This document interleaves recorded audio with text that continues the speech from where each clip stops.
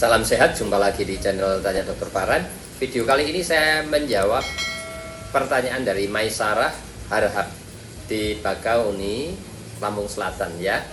Di Bakauni, Lampung Selatan yang bertanya, "Dok, saya ada benjolan di tepi anus, kadang berdarah dan kalau BAB sangat nyeri sekali ya.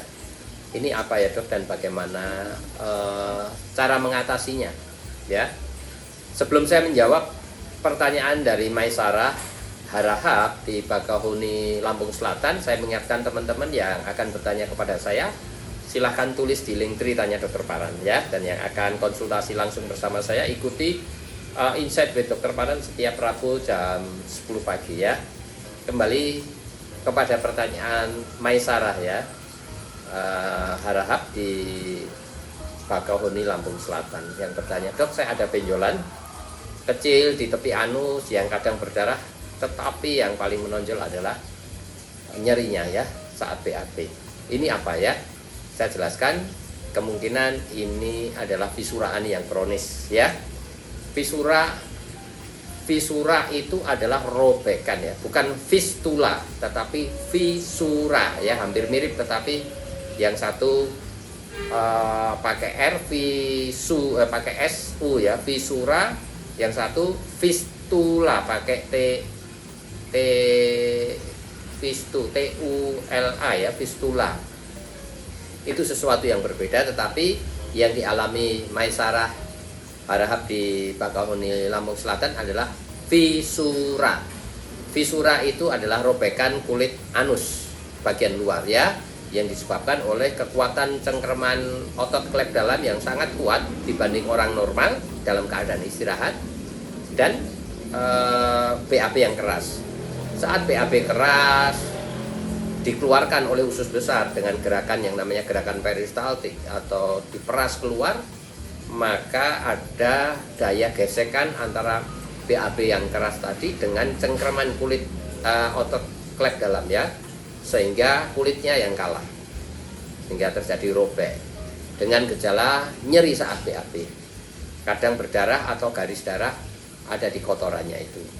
Lama-lama dia kambuh sembuh karena BAB-nya tidak diperbaiki ya, BAB-nya tetap keras, maka robekan itu kambuh sembuh, kemudian memunculkan namanya skin tag ya, atau tonjolan kulit di luar ya. Sebetulnya ada 3 hal yang terjadi pada fisura ani.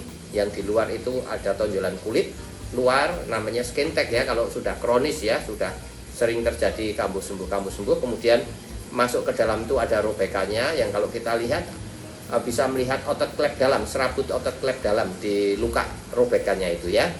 Kemudian di dalamnya lagi ada hipertrofi papila, jadi ada seperti polip begitu ya di dalamnya, tetapi itu bukan polip tapi hipertrofi papila ya.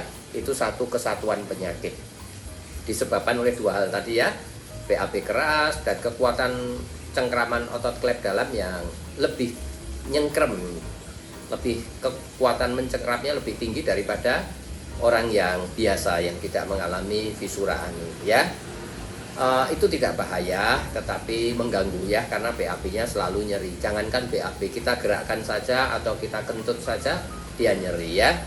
Nah, oleh sebab itu yang syarat mutlak untuk sembuh, 1, BAB tidak boleh keras. Oleh sebab itu harus banyak makan sayur, buah, cukup minum ya, olahraga yang cukup supaya gerakan usus kita normal, sehingga masa transit makanan dari kita makan sampai keluar itu tidak berhari-hari ya. Kalau kurang dari sehari atau 1 hari biasanya BAB-nya akan lunak ya.